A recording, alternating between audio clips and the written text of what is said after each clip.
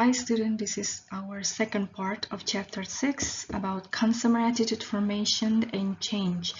We're going to discuss more about how to change the attitudes. Here are some strategies of attitude change. The first one, we can change the consumer attitude based on changing the basic motivational function. The second one, we can associate the product with an admired groups or event. The third one, resolving two conflict attitudes. The fourth one, altering component of the multi-attributes model. And the last one is changing belief about competitors' brand. It is not limited only from these 5 strategies. There's another more possible strategy, but all these strategies are based on the Schifman and Wisenbilt book. For the first one, in order to change the consumer attitude, we can use the basic multifunctional function that is called as functional approach. Functional approach is an approach to changing attitudes by appealing to the reason or the consumer motivation behind their attitudes. There are several reasons are called as function. The first one is utilitarian, ego defensive, value expressive, and knowledge. Let's understand more about several functional approach. For the first functional, called utilitarian, this is a function in how the product is useful to us or as to consumer. In utilitarian function, the consumer tries to show their attitudes towards some object or product in order to get some reward or some benefits, and in order to avoid the risks or punishment. Therefore, the consumer only focus and like the product because its function or its reward. So we have to make sure if the consumer have this specific function, then we can try to show the product benefits more in our commercial, or we try to show it from the packaging or the level provided in our product. And on the second one, ego defensive, this is a function that would show how the product would make them feel more secure and confident. We have learned actually in the pyramid motivational by Maslow about ego. And then the consumer here, they try to always protect themselves and their self-image. And then if there's some doubt within themselves from the outside factor, and it becomes their threat. And that's why in this function, they try to make sure they could create some confidence, and the product that they will buy will create some self-image, and they try to avoid some threat that they can find. And we have to make sure when you want to target and you want to change the consumer attitudes toward a specific product, and they are ego defensive motivational persons, then you have to make sure that the product pay attention on the ego part of the human. Just for example, give them a good image through their product. They can buy a good brand or have been heard a lot of good quality brands, so it makes them more safe on buying product. And then the third one is value expressive. This is a function would more positively reflects the consumer value, lifestyle, and outlook. And then in reflection, in value expressive here, the consumer try to make sure that the product they buy is fit with their values, their lifestyle, and social identity. And then it can be giving some expression toward their hobby, their activity, their interest toward something. So here, someone who try to show their appearance based on and their lifestyle based on their hobby or their community.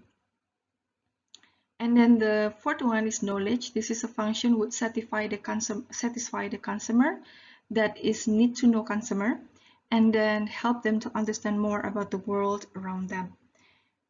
This is some consumer who has preference to show science and knowledge and as something important.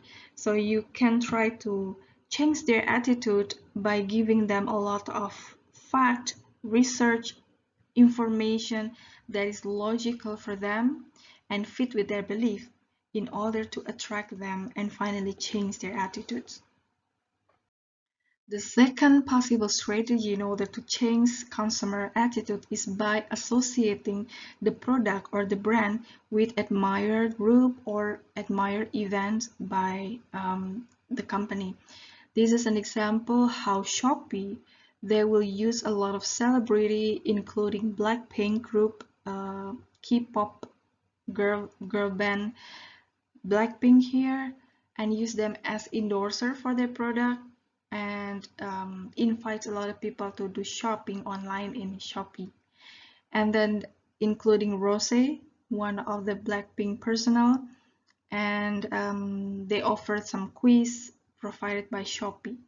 And by associating the product with some celebrity endorsement, it will finally possible for the consumer that previously don't like Shopee and tend to do the shopping online to another e-commerce, different e-commerce, and back to Shopee because they saw their admired group like Blackpink. The third strategy possible in order to change consumer attitudes is by resolving conflict attitude. It has been informed perhaps on the previous subject about marketing management that the consumer is possible to experience a so-called cognitive dissonance, or also mentioned as post-purchase dissonance. What is cognitive dissonance? This is a confusion faced by the consumer when they're not really able to decide whether they're satisfied or unsatisfied toward the product they just buy. It has happened perhaps because of the situation make them disappoint, and then perhaps there are some specific on that product that not really perform well. Then they're not really able to decide whether they show some satisfaction or dissatisfaction. How to reduce the cognitive dissonance? We can do the first one, rationalize the decision. As a seller, as a marketer, we can try to help them, show them some logical parts, some benefits of the product that actually they have done a correct buying, they have done a right buying. So in order to help them, it finally makes them more relaxed, more confidence on their buying. And the second one, seek advertisement that support their choice.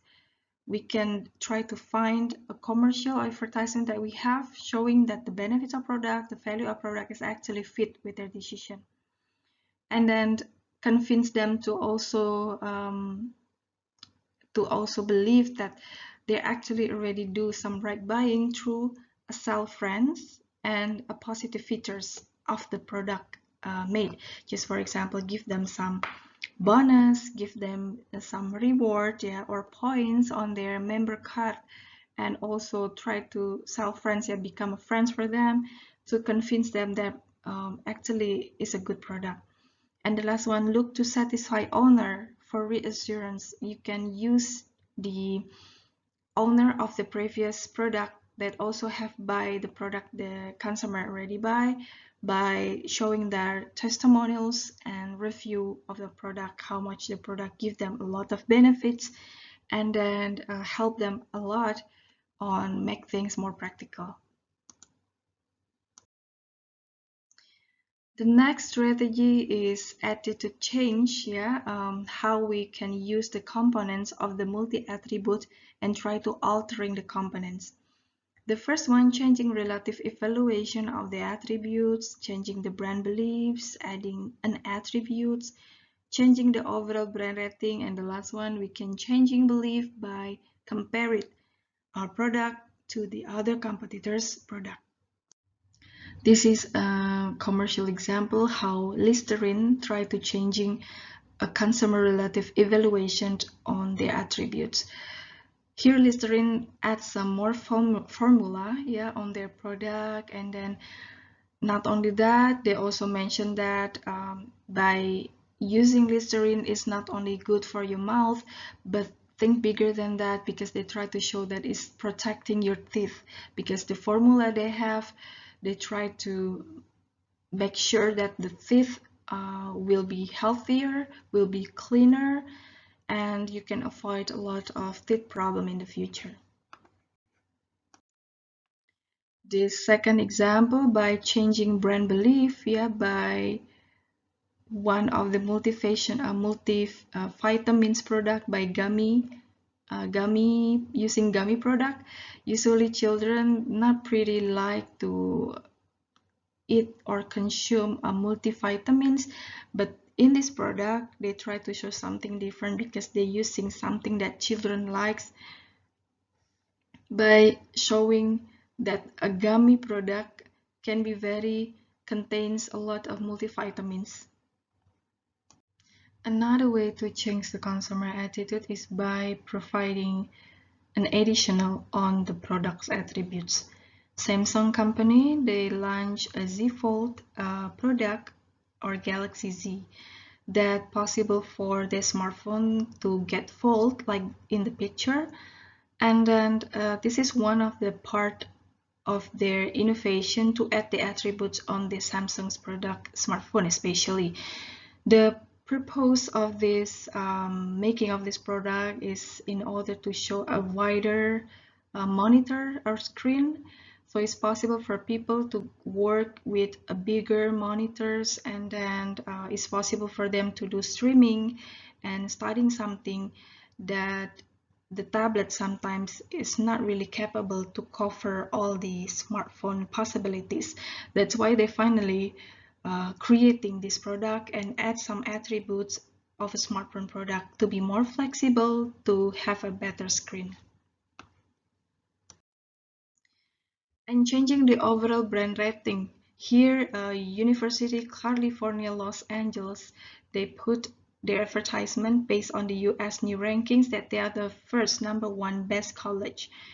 And it finally, when we as a consumer wanna make sure that we enter a good university, then we can refer on this information that, oh, I see, so UCLA is the best one, so I think I want to go there to study because I want to get a best service on education.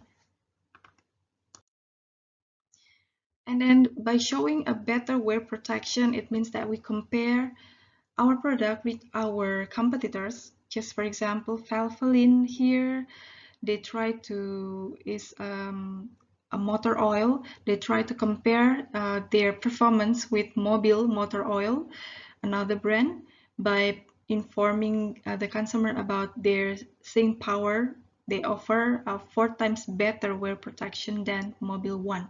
So it's really obvious, something that's really not common in Indonesia, but it's possible for many countries to do comparative advertisement. Next, we're going to learn about ELM, Elaboration Likelihood Model. This is a consumer attitude or change by 2 different routes to persuasion. First one is central route and the second one is peripheral route. We have learned about this on the previous chapter, but here we learn how these 2 routes will be able to help the consumer to change their attitude toward product. There are 2 cognitive pathways to affect attitude. On the central route persuasion, the information going directly through the rational minds of the consumer and influencing attitudes with evidence and logic. So if you want to finally change the consumer attitudes towards something, you can try to create some evidence and logic, especially for a high involvement buying. For example, buying a house, buying a transportation, buying a laptop, expensive laptops, and you can try to use evidence and logic, how the specification works, how they try to install the electricity and water system on the housing, and using logic and evidence way better, especially on the high involvement. And then the second peripheral route of persuasion is by changing the consumer attitude by going around the rational minds and appealing to fear, desire, and association. Just for example, if you just want to buy a snack or a cologne, and then also let's say cosmetic, which is not really expensive, not expensive cosmetic, they can use some good packaging or a funny commercial or humorous commercial to attract consumer and change their attitudes. The example for central root persuasion, my product has been proven more effective. And then the other example for the peripheral root persuasion, people buy my product because it makes me happy and it's really attractive. The next one, and almost the end of this video part 2, the attribution theory, a theory concerned with how people assign causality to event and form or alter their attitude as an outcome of assessing their own or others people's behavior. Human, like us human, is always try to assign causality. We always ask why things happen, why I finally decide like this, why they treat people like that, and then what basic motivation that finally, what motives them that finally people try to show a different behavior, and what makes that consumer buy this product. We always try to find causality in other events, peoples, and any kinds of situation. This is what we're going to talk about, attribution theory. Later, we also will learn about how the attribution theory will be able to show some application on a marketing technique. The first one later, we're going to talk about self-perception theory, including foot in the door technique and door in the face technique. And the second, attribution toward others, and the last one, attribute toward things. Self-perception attribution reflects the way people see themselves in the causalities they form about prior behavior and the attitude they develop thereafter. There are three types of attribution here.